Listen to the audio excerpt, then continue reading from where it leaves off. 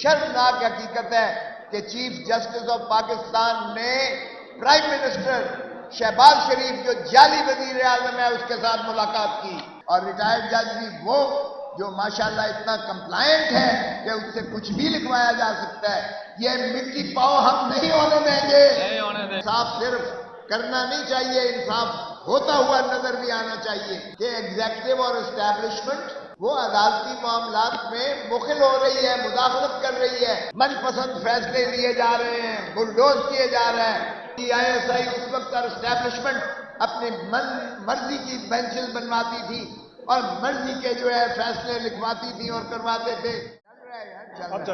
دیکھیں، ہمیں آزادی تو قائد اعظم محمد علی جناح نے دلائی تھی، لیکن کیا یہ آزادی ہم اسے کہیں گے؟ کیا آزادی کے ثمرات پاکستان کو میسر آ سکے؟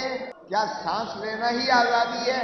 پہلے مارشل لاء سے لے کر 35 سال تو ویسے ہمارا ملک جو ہے وہ مارشل لاء کی نرگے میں رہا، اور جو سویلین ملی بھی کچھ عرصے کے لیے تو وہ بھی ہم نے دیکھ لیا کہ کتنی آزادی اس ملک کو میسر آ سکی اور کتنی آزادی عوام کو میسر آ سکی۔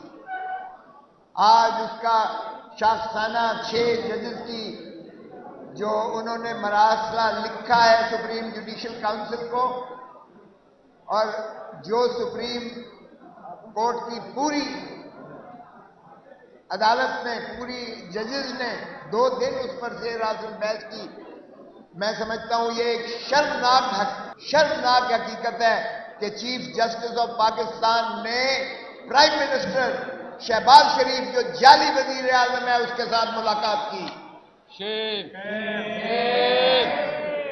ہمیں کم از کم اپنا ورثہ ہی دیکھ لینا چاہیے تھا۔ جب پہلا پاکستان کا چیف جسٹس سر عبدالرشید لاہور سرکٹ پر آئے ہوئے تھے، اس وقت فیڈرل کورٹ ہوا کرتی تھی، یہ سپریم کورٹ 1956 میں بعد میں آئین کے تابع بنی تھی۔ فیڈرل کورٹ جو اس وقت مشرقی پاکستان بھی تھا اور مغربی پاکستان کا تھا، اس کے سربراہ چیف سر عبدالرشید یہاں لاہور سرکٹ پہ تشریف لائے تو پاکستان کے پہلے وزیر اعظم لیاقت علی خان نے استدعا کی کہ میں چیف جسٹس آف پاکستان سے ملنا چاہتا ہوں، ملاقات کرنا چاہتا ہوں، اور سیکرٹری سپریم کورٹ کے چیف جسٹس کو مراسلہ لکھا۔ جواب دیکھیں کیا ملا۔ چیف جسٹس نے کہا، اور یہ ہوتی ہے انڈیپینڈنس آف جوڈیشری، یہ ہوتی ہے عدالت کا نظام عدل، کہ چیف جسٹس اس وزیر اعظم کو جو غیر متنازع تھا، جو قائد اعظم محمد علی جناح کا دست راست تھا، جو آزادی کا علمبردار تھا، اس کو بھی اس نے انکار کر دیا ملنے سے، اور لکھا کہ چیف جسٹس معذرت کرتے ہیں کہ وہ ملاقات نہیں کر پائیں گے پرائم منسٹر آف پاکستان سے، اس لیے کہ وفاق کے مقدمات اور وفاق کے خلاف عوام کے مقدمات میری عدالت میں لگے ہوئے ہیں، اور میں کوئی ایسا شائبہ عوام کو نہیں دینا چاہتا، پاکستان کے عوام کو، کہ وزیر اعظم کی ملاقات سے میرے فیصلے کوئی متاثر ہوئے ہیں۔ تو یعنی جو اصول ہے کہ انصاف صرف کرنا نہیں چاہیے، انصاف ہوتا ہوا نظر بھی آنا چاہیے۔ Justice should not only be done but it should be seen to be done. تو انہوں نے کہا کہ یہ میں شائبہ بھی نہیں دینا چاہتا، اور انکار کر دیا ملاقات کرنے سے۔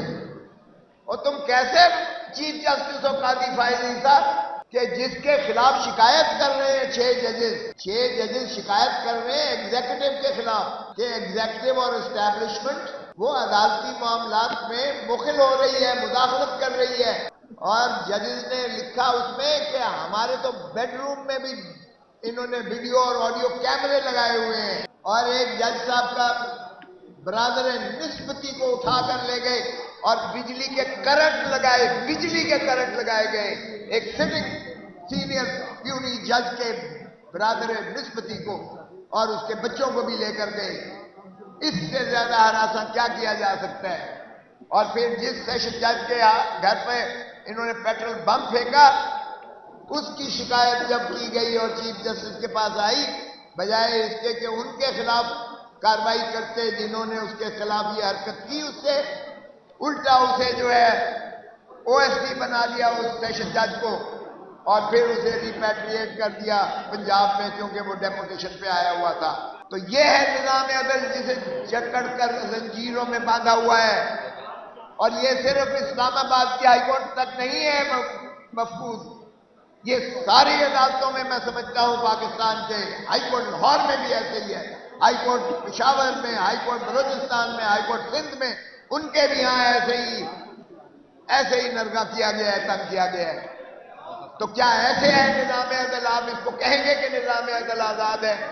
اور یہی جب ہم کہتے تھے کہ یہ جو ہے ایک مخصوص جماعت اور ایک مخصوص جماعت کے سربراہ اور ان کے قائدین کو من پسند فیصلے لیے جا رہے ہیں، بلڈوز کیے جا رہے ہیں اور عدالتیں آزاد نہیں ہیں، تو یہ ثابت کر دیا ان 6 ججز نے یہ مراسلہ لکھ کر۔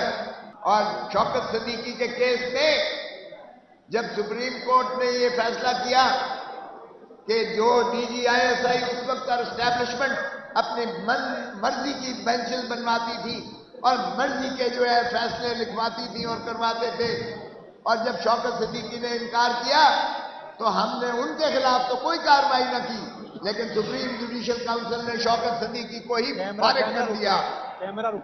اور پھر آپ دیکھیں کہ سپریم کورٹ نے اس کو نہ صرف کہا یہ بدنیتی پر مبنی تھی، یہ جو سپریم جوڈیشل کاؤنسل کا فیصلہ تھا، بلکہ انہوں نے لکھا کورم نان جوڈس ہے، اور اس کو جو ہے بحال کیا، لیکن ظاہر ہے وہ ریٹائر ہو چکا تھا۔ اور یہی دیکھیں یہ یہاں سے نہیں ہوتا، بھٹو کے کیس میں 45 سال کے بعد آ کے کہتے ہیں کہ یہ فیصلہ ہم نے غلط کیا تھا، یہ مس ٹرائل تھا، یہ ڈیو پروسیس آف لا کو فالو نہیں کیا گیا۔ ارے بھائی، اس کو پھانسی دے کے لہر میں اتار کے پھر کہتے ہو ہم سے غلطی ہو گئی، ہم نے کسی کے اثر کے تحت بھٹو کو پھانسی دی تھی۔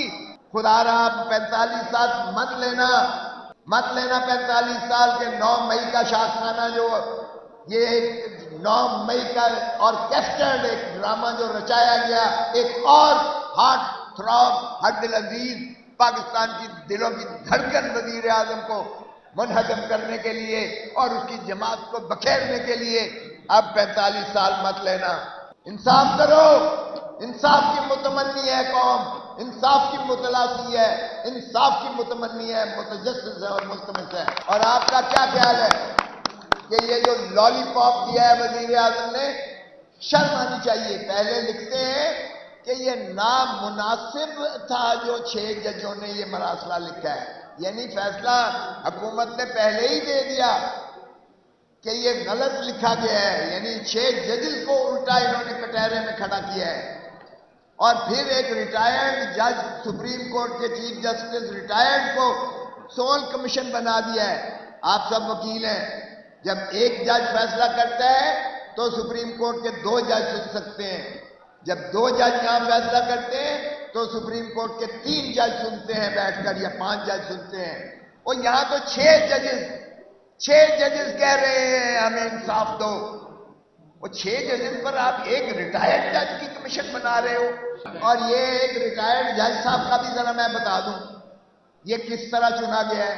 میں جب صدر تھا ہائی کورٹ بار میں ملتان میں، تو یہ وہاں موصوف پریکٹس کرتے تھے۔ ان کا ووٹ اسسٹنٹ ایڈوکیٹ جنرل کے لیے انہوں نے مولوی عرفان انصاری کو دیا، جو کہ جنرل ضیاء الحق کا بڑا قریبی تھا۔ اس کے افزانے میں انہیں اسسٹنٹ ایڈوکیٹ جنرل بنایا گیا۔